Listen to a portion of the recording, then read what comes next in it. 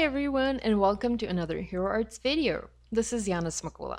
Today I'd like to showcase a beautiful ribbon cutting set by Leah. It's a perfect little die that cuts fun bows to dress up your crafty projects. Let's take a closer look at this die. There's a bigger one that makes ribbon loops and a smaller die that makes the ribbon tail. When combined together, these produce the most adorable little bows ever. The finished piece measures about 1 inch wide and about 3 inches long and is quite dimensional. I've cut the ones that I'm showing in this video out of cardstock, but these can also be made out of other materials like thin felt, vellum, patterned paper, and so much more. So let's go ahead and cut a couple of these ribbons out and put them together.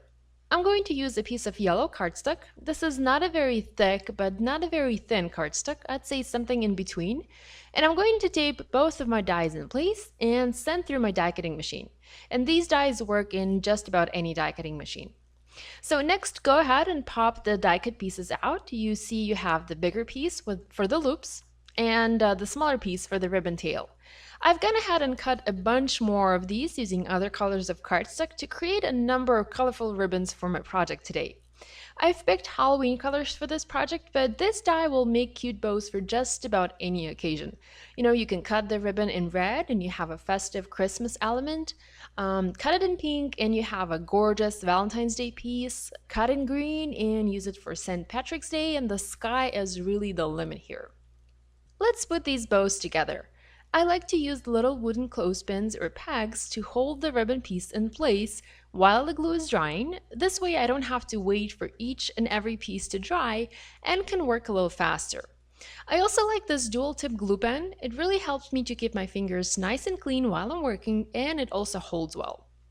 So first, I like to shape the loops of the bigger part. This way, if I'm using a thicker cardstock, the fibers of the cardstock won't break, and I'll get a nice, smooth curve for my ribbon.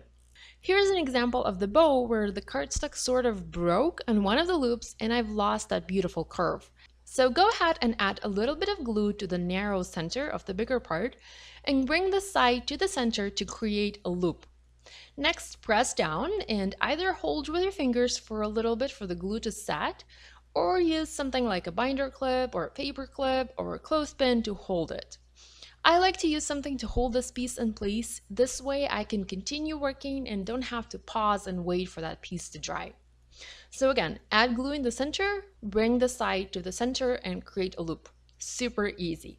You can do 2 loops at a time, but I find I'm able to create better bows when I do one and then do another one.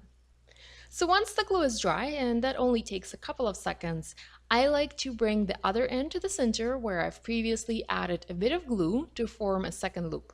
And once again, secure with a mini peg to hold in place.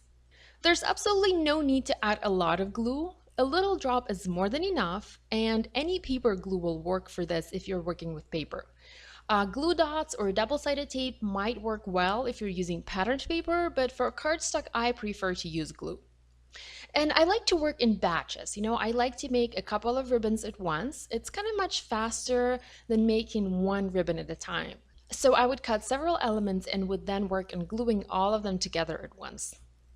So now it's time to adhere the tail part. And once again, add a drop of glue to the narrow central part of the ribbon, place the tail piece on top, press down and use something to hold it in place while you adhere the rest.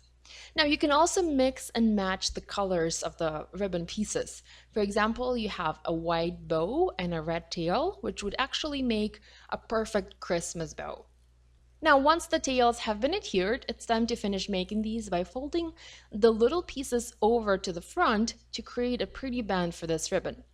I like to first fold it and crease it, and only then add glue and once again secure that element with something to hold it in place. Now, these little bows can be used for just about anything. You can use these on cards, they aren't too big and make a perfect little embellishment. You can also use these to dress up your paper clips, your pencils, your pens, and here I'm simply adding an orange bow to a pencil to make it a little bit more fancy. You can use these ribbons to dress up little boxes. Here I've made several little boxes and added fun little bows plus a jar gift tag on top.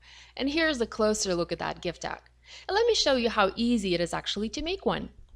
So first you need to prep your cardstock for heat embossing using an anti-static powder pouch.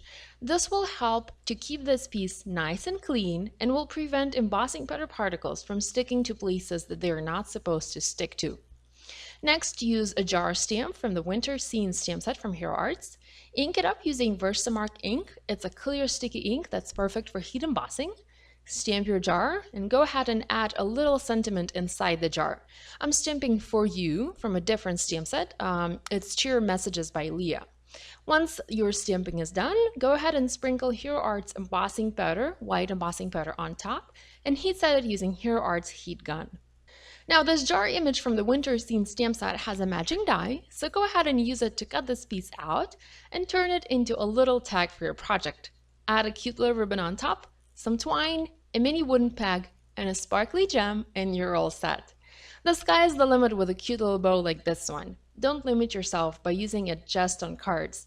Think about party decorations like these little gift tags, little ribbon garlands, and so much more.